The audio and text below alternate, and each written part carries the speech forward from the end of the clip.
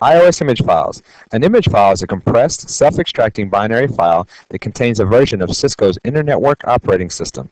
Each image file is packaged for a particular platform. The available features list is extensive, and because of that, it allows for some customization. We're going to begin this nugget by defining what an iOS image file is. Once we have an understanding of what an image file is, we're going to look at what we need to do to select an image file that meets our needs. Then we're going to talk about TFTP servers, how to get one, and how to set it up. From there, we're going to move into copying an image file into Flash. We'll go step by step on how we do that. You've heard the saying before, face your fears. Well, here's where we're going to do that. The biggest fear you're going to have when copying these images over is if the image gets corrupted or you delete the image. What happens then? We're going to face that in this section of the nugget. And then we're going to end up by learning how to handle multiple images on one router. The basic definition of an image file is a compressed, self-extracting binary file that contains an iOS image. We have that part down. We're going to go a little further in our definition and look at the image naming convention. What we have here is different sections. The first section deals with the platform. In other words, what type of router will this run on? A 2500, a 3640? Keep in mind that the platform can pertain to things other than routers as well. Anything running the iOS. All right, the next section here deals with features. Some of the features I have listed here. Remember, there is an extensive list of features, so these are just some of the more common features you will see. Let's start with the I. This is the IP subset. In other words, IP-centric iOS. N for IPX. D, this is a desktop subset. Depending on the type of router you're trying to download to, this definition may vary, but for the 2500, the desktop subset includes SNMP, IP, bridging, WAN, IPX, AppleTalk, and some other protocols as well. D2 is a reduced desktop subset. This is only going to support SNMP, IP, IPX, AppleTalk, and ARAP, which is the routing protocol for AppleTalk. But then we move into J, which is the enterprise subset, which will contain more protocols. We're moving up the chain here, strictly IP, then just IPX. Desktop has a bundle, if you will, of protocols it supports. This bundle is larger than the desktop. And then we move into the service provider bundle. You're going to see almost every routing protocol available to include BGP for the service provider subset. All right, the S, it's going to vary dependent on platform as well. But for the 2500, it's going to activate NAT, which is Network Address Translation. We're going to cover that in a later nugget. And also VPN or L2F, which is Layer 2 forwarding. This has to do with tunneling traffic through the Internet. This is going to be probably on most of the routers that you run because of the popularity of NAT and the tunneling protocols nowadays. Also, if you see a number, 40 or 56, this has to do with the encryption strength in bits for that router, if it does have encryption available on it. And then 56i is that encryption strength in bits, 56 bits, plus IPsec support, which IPsec is a standard for security over IP. The next section in our naming convention is signified by the two M's here. The first character is the runtime memory. In other words, where is this image going to run within our router? And then the second character has to do with the compression type that is used to compress this image so that we can transfer it over the wire into the router. Now, I'm going to give you every breakout that we have available for these two characters because there aren't many. For the first character, if an F is shown, that image is going to run in flash memory. Now, if you remember from our earlier nugget, there are different portions of memory on a router. Flash is one of them, RAM is one, and ROM is another. These are the three areas, F, M, and R, that are available for running these images. Also, L for relocated at runtime. Okay, the second character, this has to do with the compression. Either it's going to be a Z for zipped compression, an X for mzip, or a W for stack. Now, before you worry about these different compressions and how they operate and what you're going to need to do to unwrap these image files, understand that this is an automatic action because part of the definition for an image file was that it is self-extracting. All right, so as we load this binary file into our router and we call up that image file, everything happens automatically to load it in the correct place and to unzip it. By Cisco's definition, this is the naming convention, these three areas here. But let me give you an example of what you could see on the Cisco site when you're trying to download an image. C3640DS-MZ.120.10. All right, you're going to notice that we have the platform here. we have the features here. One thing to note is we don't have to have all 4 characters in the features. This is just telling you this is where we'll define the features in this section. It can be as many features as you have defined in the particular image that you want to download. Here's the M and the Z. Again, the M. This is going to run in RAM. And the compression used is zip compression. All right, but this is new. What is this, and why do we see it when we're downloading these images? It's a little bit of help. It's going to tell you that the major release for this particular software image is 12.0, and this 10 indicates the maintenance revision. Every 8 weeks they come up with a maintenance revision, and this is the 10th one. All right, so just so you don't get caught off guard by the extension here, Cisco's definition, this is the naming convention, but when you pull down an image, you're also going to have appended information here that tells you the major release and the maintenance revision. Now that we have an understanding of the naming convention, let's look at what we need to be aware of when we're choosing our image for our download. First of all, the platform. We need to understand that the router we're trying to download this image on is indeed the same platform supported by that image. The feature set. We just showed some of the examples of the options with the feature set. There will be more, and you need to make sure they match exactly what you want to perform on your router. All right, and the other thing that we need to look at is memory. There's going to be 2 commands that we're going to use to do this. First, we're going to do a show version. All right, show space version. What we're going to get out of there is the different types of memory that we have running, the RAM and the flash, the DRAM as well, and it's going to tell us how much we have of each. Then we're going to issue the command show flash. This is going to show us exactly how much flash we have and how much is in use. Now there's 2 places where we might find flash memory on a router. First is an onboard processor, and then the second option is a PCMCIA card.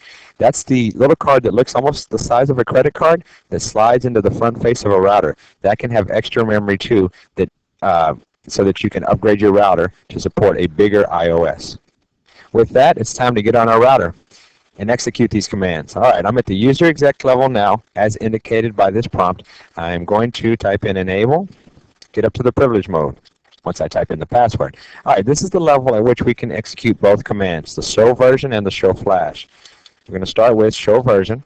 You're going to get a lot of information there. At this time, what we're concerned with is these 2 lines here near the end. The first one is we have 32 kilobytes of non-volatile configuration memory. We also have 8 megabytes because it's 8,192 kilobytes of processor board system flash. So this is our flash memory, and it's on board. In other words, it's in the box. You would have another line here if you had any more memory that is flash memory that is stored in a PCMCIA card. In this case, we don't. Here we have a configuration register. When we actually go into the copy portion, this could be an important piece of information for you. If you have an older version of a Cisco iOS that you are upgrading from, then there will be a need to change this configuration register so that you are booted into ROM monitor mode and download the image. Now with the newer iOSs, you don't have that. You have a bootloader helper that will do all this in the background for you, and there's really no need to change this configuration register. We'll talk about that more when we get into the copy section. All right, our next command we're going to put out there is show flash. This is going to show you your flash memory. It's going to show you the amount of flash that's used, the amount of flash that's available, and the total that you had, combined in the 2. And we see that along this line here.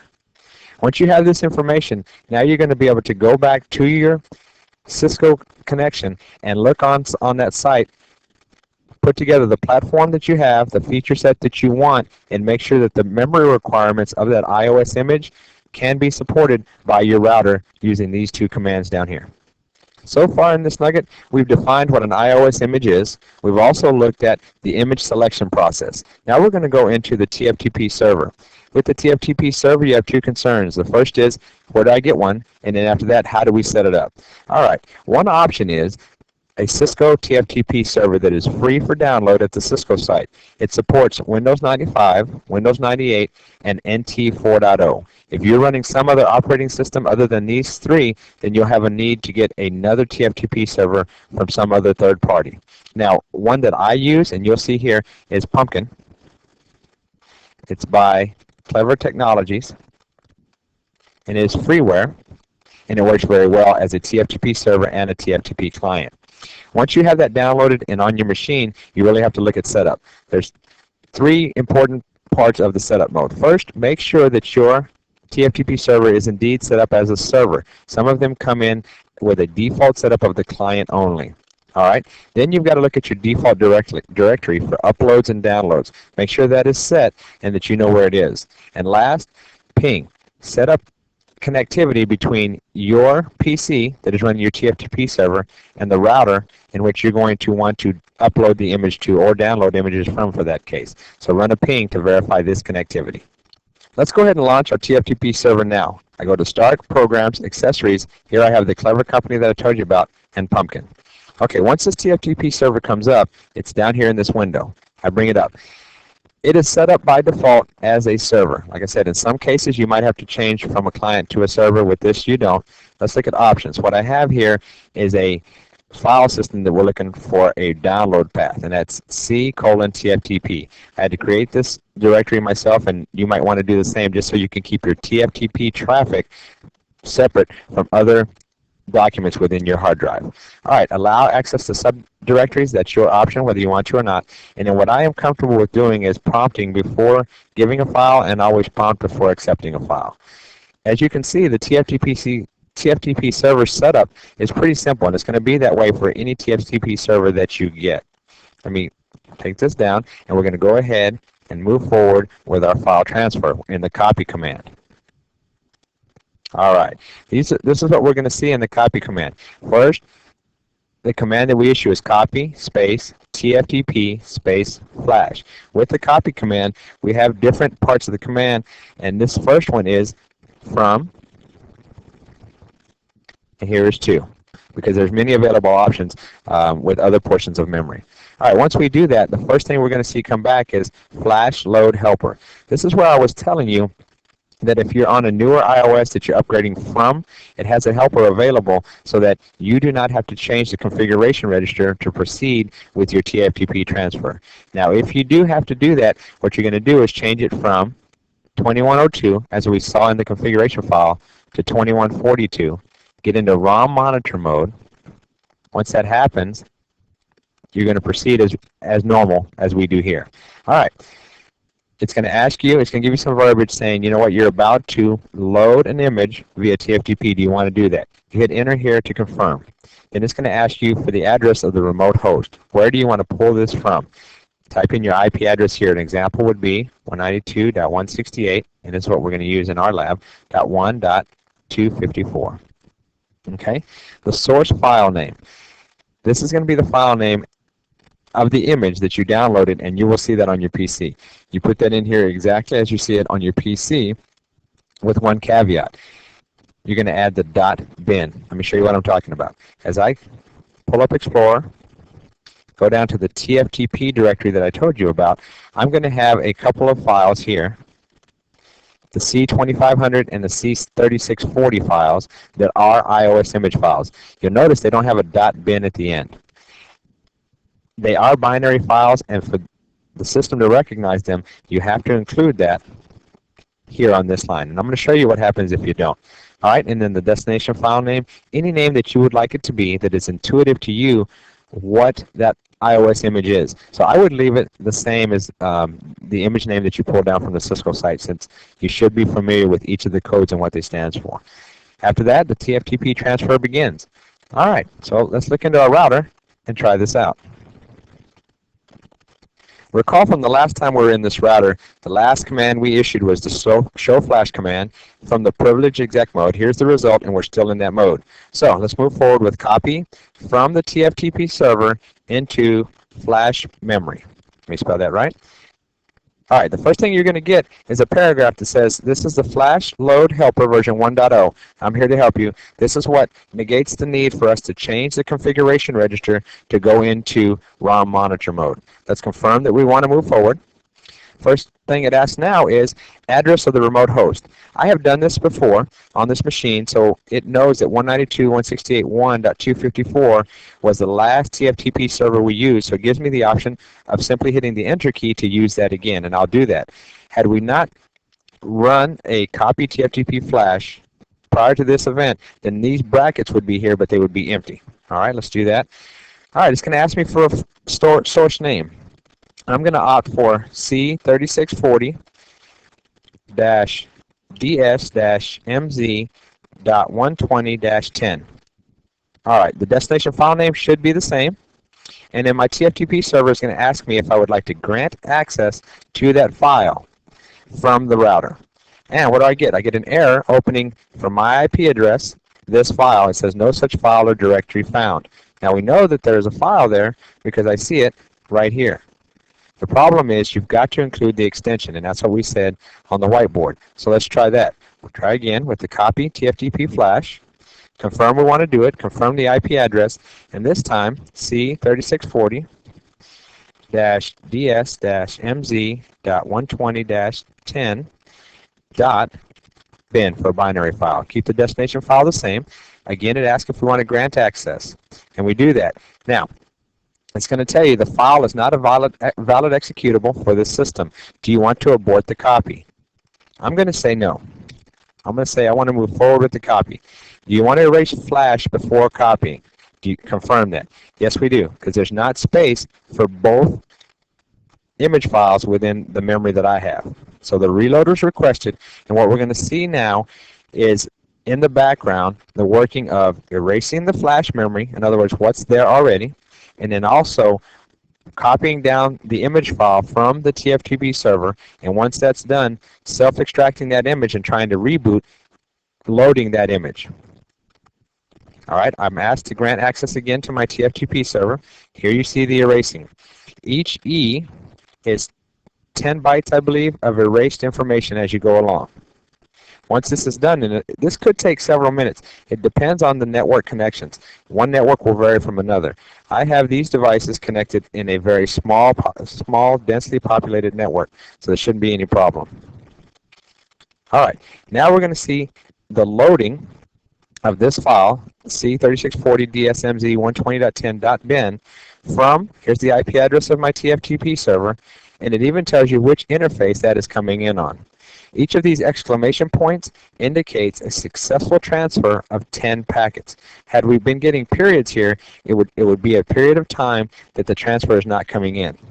So you might even get, when you're loading these images up, a series of exclamation points and then a couple of periods and then a series of exclamation points because you're having different hits in your network. But for now, let's go ahead and let this ride through until it's completely loaded, which shouldn't be too much longer. But we've also got to remember, anytime that we're loading these files, all the warnings. This warning says file not a valid executable for this system. Why do you think that is? Let's look at the file name that I'm loading. C3640-DS-MZ. So this platform information is first. It's for a 3640 router. Well, it just so happens that the router that I'm loading this on is a 2500 router. Here we see the features and then the way that it's stored. So these won't matter because the platform isn't the correct platform. So right off the bat, I'm going to have an error. And this is where we're going to move in to the next portion of our presentation that is going to show us exactly what happens when we can't get a successful copy. Either we've corrupted the file image or the file image has been deleted. Looking back at our router, we're going to see that the transfer is complete. It verified the checksum and it's okay. So it's moving forward with the copy of the flash, and we're rebooting the system now. So it's going to try to come up on the new iOS image that we downloaded. We should get an error here shortly saying that it is the wrong version. It's processing through each interface, changing the state from up to down. We're stalled here. Hit the Enter key. There it is. All right, if you ever get the prompt of the router hostname, boot, and then this symbol, that means that you are in ROM monitor mode. It is a mode of operation within the router, probably analogous to safe mode within an NT box. That just says, you know what, you don't have the required operating system to move forward, but we're going to give you a basic bare bones structure so that you can try to correct the problem. We cannot route packets while in this ROM monitor mode. The component in the router that makes this possible is called the boot image. Now, what is the boot image? It is a subset of an iOS, Inter-Network Operating System by Cisco. It's analogous to the safe mode, in the Windows environment. What it's going to give you is a basic operating system that you can operate in to try to correct some problem that's keeping you from getting to the full-fledged operating system. In this case, we've corrupted or deleted any image that we may have stored in Flash, so we had to go to the boot image. Now, any advanced configuration cannot take place. This is simply a bare bones operating system, and that's why I stated earlier, you cannot pass data while you are in ROM monitor mode. All right, the good thing about the boot image being stored in ROM is the fact that it's not corruptible, and that is because you cannot access that memory and change it via command line interface. In fact, under normal operation of the router, you can't change this. This is hard-coded in memory, and so it will always be there for you. Keep in mind that the boot image is stored in ROM with most routers. The only exception to that is the very high-end routers are going to store their boot images within their flash memory. All right, let's move back into our router, and what we're going to find is we have a router, we're in ROM monitor mode, but we are in the user exec level. Within this mode, you still have the two levels, user exec and privilege exec. The copy command that we want to administer from this prompt or from this router is only available in the privilege mode. So let's move on up with the enable command. Type in Cisco. Remember, it's a subset of the operating system, so it still has the passwords. All right, at this point, we're going to go forward with copy TFTP from Flash or into Flash. And it's going to ask for the remote host address. Now you see here, I don't have that same option that I had before of my IP address already being in these brackets. That's because it has no memory of that. That operating system is gone. Here we go, 192.168.1.254. The file name. We're going to opt this time for the correct type of file name, and that's the 2500. C2500 INS-L 120.22. Let's go forward with that. Type it in there. Move that out of your way. C2500-INS-L.120-22.bin. All right, keep the destination the same. Now it's going to come up with my TFTP server and ask me to grant permission to that file. Give it a second here. Network connection is a bit slow. There you go. You grant access. Now, do you want to erase what is currently in Flash? Yes, I do. So confirm that with the Enter key. Flash contains files. Are you sure you want to erase? Yes, I do. And it just tells you what it's going to do. It's going to copy that file name from the server and enter it into our Flash memory with as that file name. And you see the .bin there as well. Same process as we went into before. It's going to erase the current configuration, which is the bad file name, the C3640, and then it is going to input the C2500 with the INS. Let's grant access again. So now we're into the writing phase. That is going to write for a while. So let me go back to the slides, and let's talk about the multiple images while we're waiting. We opted to erase the current file that was in Flash. Now, had we opted not to do that, we could have two separate files within our Flash memory. Let's say this is Flash. We could have the one file, opt not to erase it, and the one that we just copied over from the TFTP server as a second file. They can coexist, and what we're going to study next after we are done with the image recovery is how we would manipulate which image file will be loaded on our router. Let's move back to the router. It's still going through the copy command. It should be done here fairly quickly. At that point, it is going to run a checksum, and then it's going to restart the router and try to run that particular image. Let's talk about checksums for a moment. A checksum is a calculation based on the contents of the file and the length of the file. They run that algorithm, and it comes up with a number, let's say 120. At Cisco, they attach that checksum to that image file. Now, when you transfer that image file from your PC into your router, that same algorithm is run, and you should come up with 120 in this example. If you don't, that means that something happened within the transfer, and you need to retransfer those files. All right, moving back to our router. We see, again, the exclamation points that stand for 10 packets being sent at a time in succession into our router. We're going to let that run, and I'm going to bring you back when it's completed, and we're reloading the router. The process is now complete. It's run through.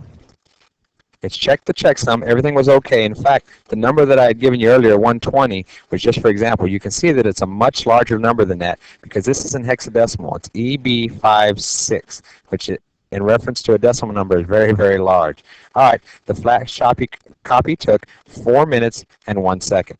Now we're back at the prompt. What do we do here? We are going to reload the router. Confirm that you want to reload. It's going to go through its reload process, and when coming back up, it is going to pick up the new iOS image and run with it. Let me explain how that happens. All right, let's say that the router is coming up, and again, within Flash, it has the one image. The first thing it's going to do is check that flash. If it has no image, then as we saw earlier, the result would be it would go down to a boot image. Now because we now have a valid image in Flash, this step won't take place. Once we get here, it'll say, fine, I have a good image, let me load it, and we're going to proceed with our configuration of the device. Let's go back to our router and see where we're at. Cisco Internet Network Operating System, now we see version 12.0, maintenance revision 22. So it is the valid software. We also see that the release software is FC1. You almost always see FC1 on the release software. It also gives you the platform here. If this is a 3600, that would show up as 3600. And in the software, complete with the features, the INS, and then how it's going to be loaded.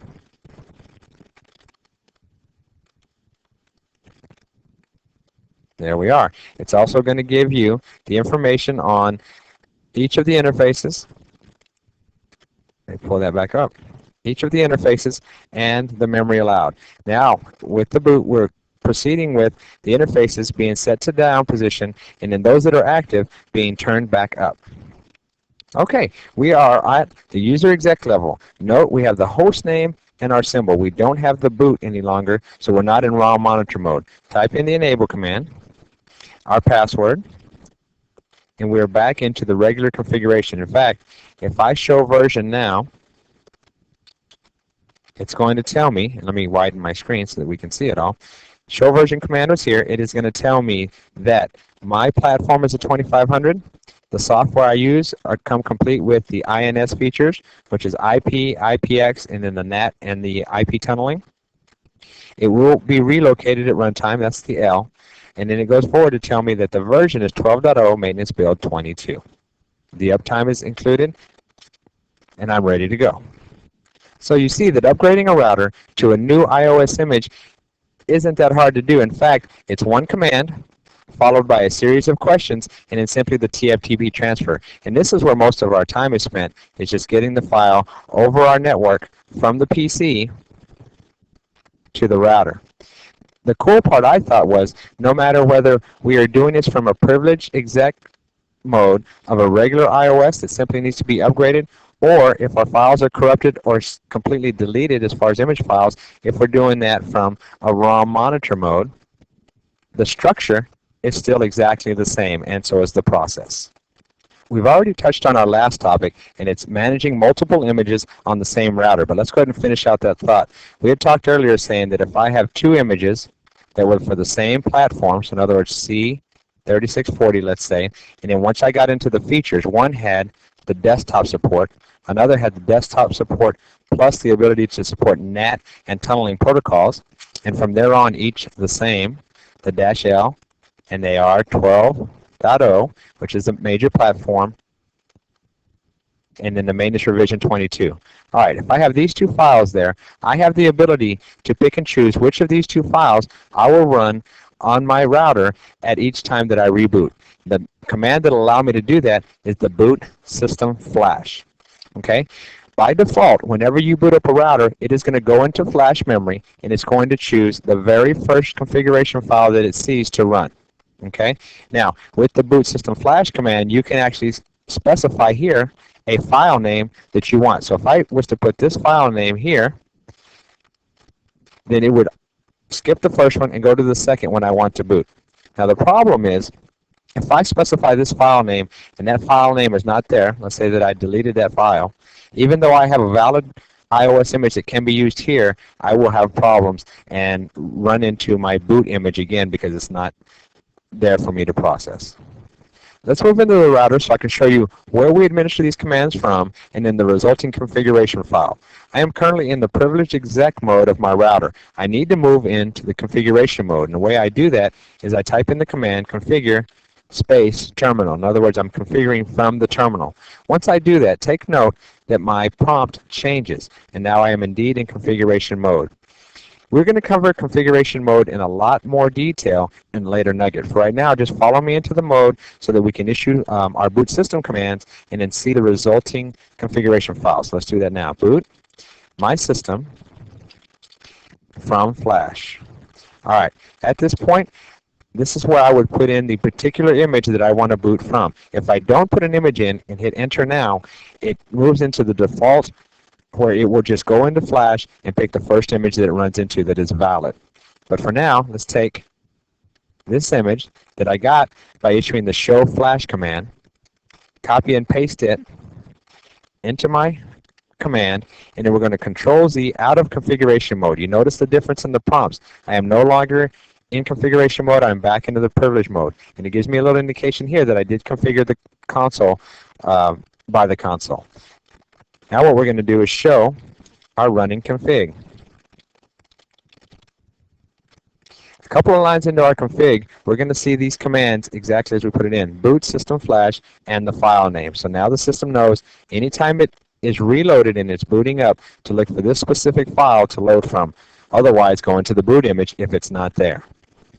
We started this nugget by defining exactly what an iOS image was. We also included the naming convention of those image files as we draw them down from Cisco so that we could understand what platform they pertain to and also what features are involved, as well as how they're compressed and what portion of memory they will reside in when they're running. Then we looked at image selection. We understood that you're concerned with the platform, the features, and this you'll get from the naming convention, but as well you're concerned with the memory on the router that you're looking to upload that image into. It may not have enough space to run. TFTP servers. Just found out how we could get one. We saw that Cisco has a TFTP server available if you're running the correct operating system for that to run on, and we also saw how to set one up.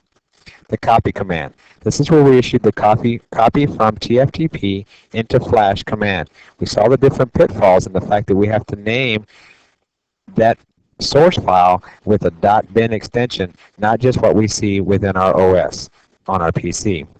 We also practiced dealing with a corrupted image, and we saw that within the ROM monitor mode, which boots up from a boot image, we would go through the same copy TFTP flash procedure to get ourselves back on our feet and into a good iOS image.